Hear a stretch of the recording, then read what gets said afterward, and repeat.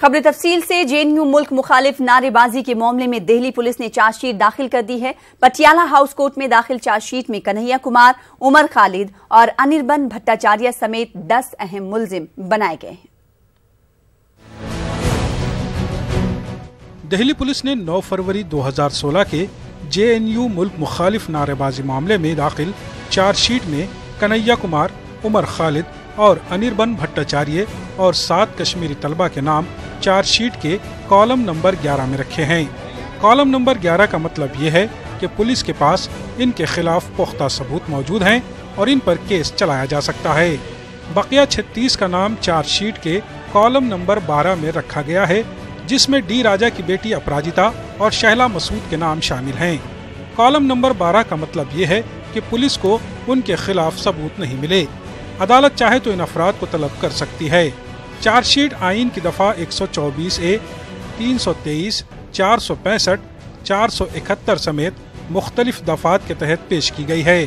Chargesheet में कन्हैया कुमार के खिलाफ मुल्क मुखालिफ नारा लगाने के सबूत मौजूद होने का दावा किया गया है। हम सिंपल इसमें ये बात बोल रहे हैं कि इतना देर होने के बावजूद यहाँ से भी पुलिस अपना सीरियसनेस दिखाए। अगर देश के खिलाफ कहीं कुछ बोला गया है तो पुलिस अपना सीरियसनेस दिखाए। सारे एविडेंस जो है वो कह रही है कि हम कलेक्ट कर लिए हैं, तो वो इस मामले में स्पीडी ट्रायल करे, दूध का दूध और पानी का पानी हो, और जो भी गलत है उस गलत व्यक्ति को सजा दिया जाए।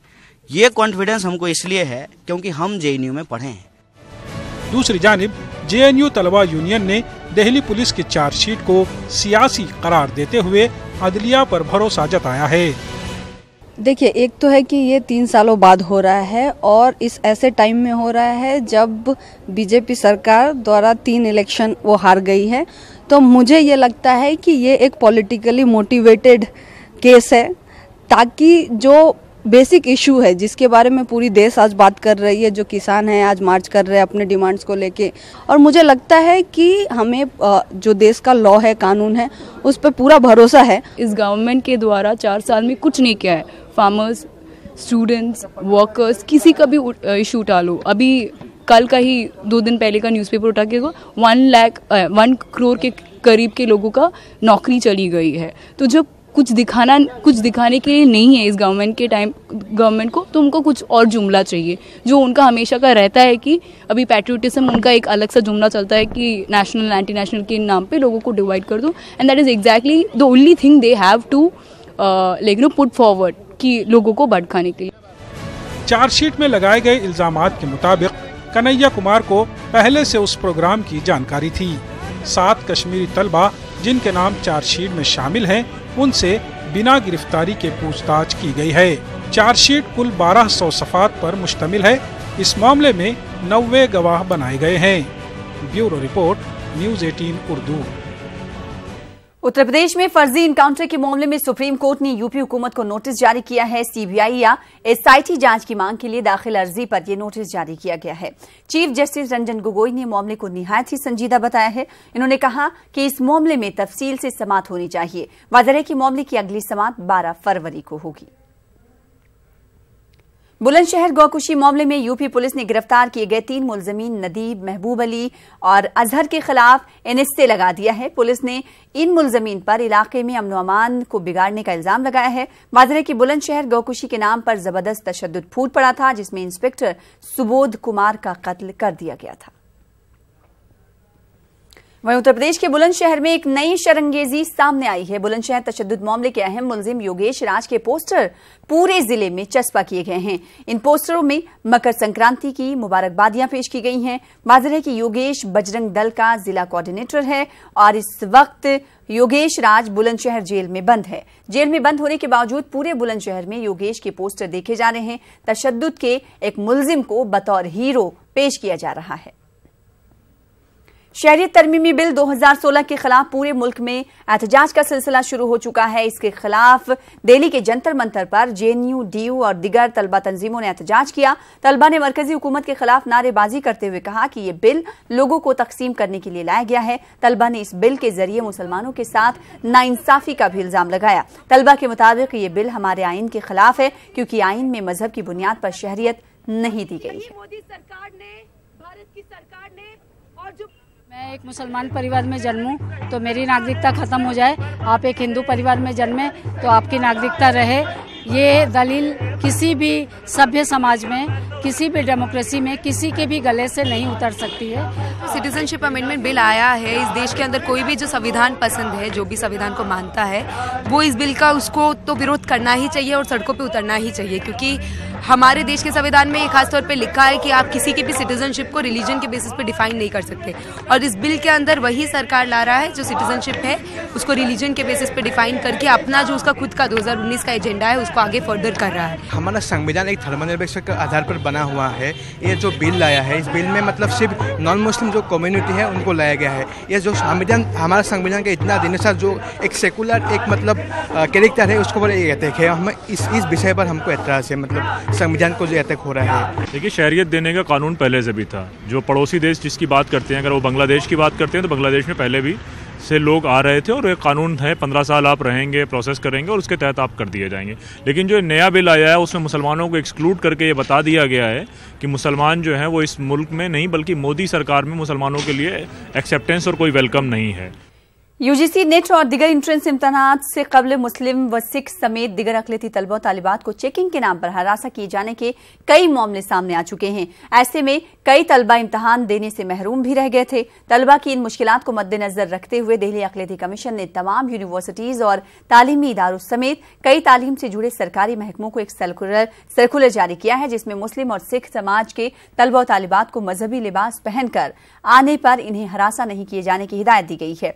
दिल्ली अक़लियती कमीशन की हिदायत के बाद जनरल एडमिनिस्ट्रेशन डिपार्टमेंट ने गाइडलाइंस जारी कर दिए हैं। डिपार्टमेंट ने तमाम महकमों के चीफ सेक्रेटरियों को गाइडलाइंस रवाना किए हैं, जिसमें मुस्लिम, सिख समेत दिगर अक़लियती तलबा को चेकिंग के नाम पर परेशान नहीं करने की हिदायत दी गई है। दिल्ली अक़लियती कमीशन के मुताबिक अगर इन अहकामात के बावजूद कहीं अक़लियती तलबा को हरासा किया जाता है तो ऐसे तलबा की शिकायत पर FIR दर्ज कराई जाएगी।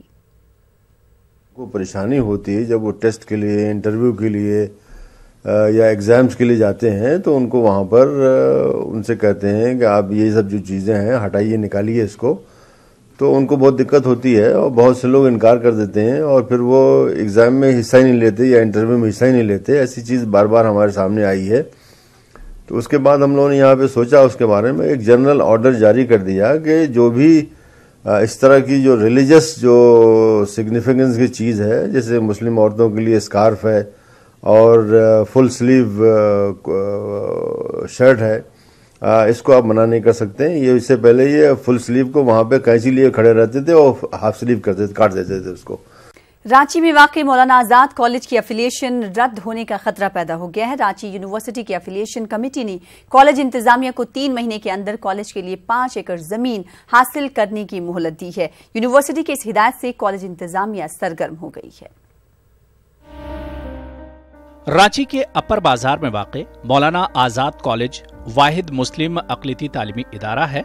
साल 1967 से कायम इस इदारे का एफिलिएशन रद्द होने का खतरा पैदा हो गया है। रांची यूनिवर्सिटी की एफिलिएशन कमेटी ने अंजुमन इस्लामिया के ज़ेरे इंतज़ाम इस इदारे के एफिलिएशन के ताल्लुक से हिदायत जारी करते हुए कहा है कि कॉलेज के लिए 3 माह के अंदर 5 एकड़ की जमीन हासिल करे। अंजुमन इस्लामिया ने इस ताल्लुक से जल्द कदम उठाने का दावा किया है। नहीं, रांची यूनिवर्सिटी का जो इंस्ट्रक्शन आया था कि 5 एकड़ ज़मीन चाहिए, तो उसमें हम लोगों ने कुछ ज़मीन ले ली है, लेकिन यूनिवर्सिटी का जो नॉर्म्स है उनके हिसाब से 5 एकड़ ज़मीन होनी चाहिए। तो अभी 3 महीने का वक्त मिला है, इसमें हम लोग उम्मीद पूरी है कि हम लोग 5 एकड़ ज़मीन पूरी कर लेंगे और ये मान्यता रद्द होने से बच जाएगा। वाज़ेह की अजीम मुजाहिद आज़ादी मौलाना अबुल कलाम आज़ाद के जरिए साल 1917 में तामीर शुदा मदरसा इस्लामिया की इस इमारत में मौलाना आज़ाद कॉलेज कायम किया। अंजुमन का दावा है कि कॉलेज के लिए अब तक 3 एकड़ 15 डिसमिल जमीन हासिल की जा चुकी है। साथ ही मजीद जमीन के लिए कोशिशें जारी हैं। इसके अलावा अंजुमन का एक वक्त हालिया दिनों रियासत के गवर्नर से भी मुलाकात कर चुका है। हमने माननीय गवर्नर साहिबा से भी मुतालबा किया था 5 एकड़ ज़मीन के लिए, तो वो भी कोशिश कर रही हैं और दिलाएंगे उनको ज़मीन। कहीं पे उस तरह की ज़मीन नहीं मिल पा रही है, जब ज़मीन मिल जाएगी तो वो भी गवर्नर तरफ के से भी हमको 5 एकड़ ज़मीन मिल जाएगी। तो इससे 5 एकड़ से भी ज़्यादा ज़मीन की मुहैया हम लोगों की हो जाएगी। वाज़ेह के मौलाना आज़ाद कॉलेज में तलबा की बढ़ती तादाद की वजह से यहाँ जगह की शदीद किल्लत महसूस की जाती रही है। बावजूद इसके अंजुमन इस्लामिया इस ताल्लुक से सरगर्म नजर नहीं आ रहा है। न्यूज़ 18 उर्दू के लिए रांची से नौशाद आलम की रिपोर्ट। दक्कनी अदब फाउंडेशन के ज़ेर एहतमाम पुणे में मुनक़िदा 2 रोज़ा लिटरेरी फेस्टिवल इख्तिताम पजीर हो गया। 2 रोज़ा लिटरेरी फेस्टिवल में उर्दू, हिंदी, मराठी के मुमताज़ अदीबों ने शिरकत की और अपनी अपनी ज़बान के अदब को पेश किया। दक्कनी लिटरेरी फेस्टिवल में न्यूज़ 18 उर्दू ने बहुस्न खूबी मीडिया पार्टनर का किरदार अदा किया। दक्कन के तारीखी शहर पुणे में दक्कनी अदब फाउंडेशन के ज़ेर एहतमाम मुनक़िदा 2 रोज़ा दक्कन लिटरेरी फेस्टिवल ने हर मानों में एक नई तारीख रकम की है। पहली बार मुनक़िद होने वाले इस लिटरेरी फेस्टिवल में जहां उर्दू, हिंदी और मराठी के अदीबों और शायरों ने शिरकत की, वहीं इन जबानों में पेश किए गए मेयारी अदबी प्रोग्रामों ने न सिर्फ अदीबों और शायरों का दिल जीता बल्कि सामीन ने इसे खूब पसंद किया।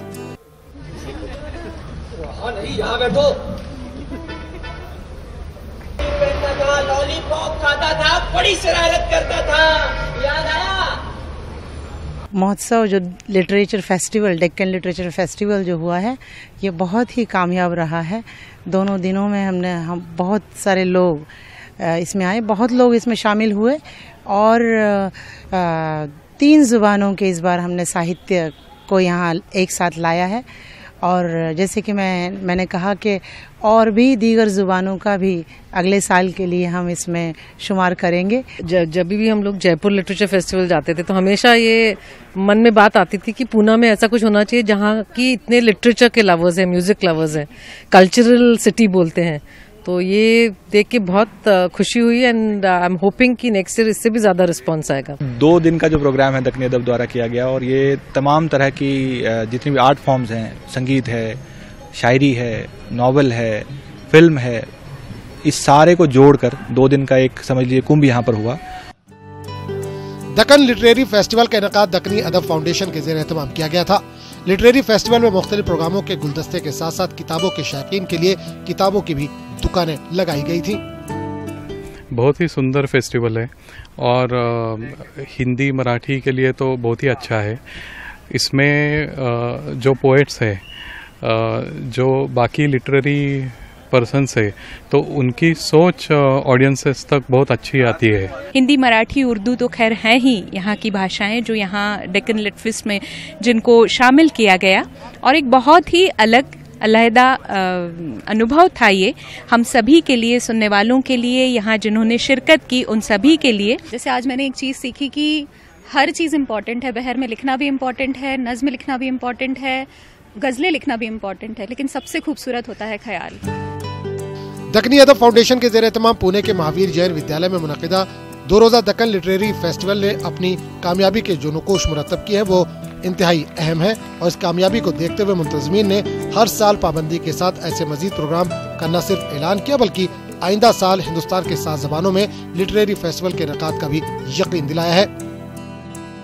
न्यूज़ 18 उर्दू के लिए पुणे से मेहताब आलम की रिपोर्ट। खास बात इंडिया में रुकेंगे छोटे से ब्रेक के लिए, जल्द लौटेंगे।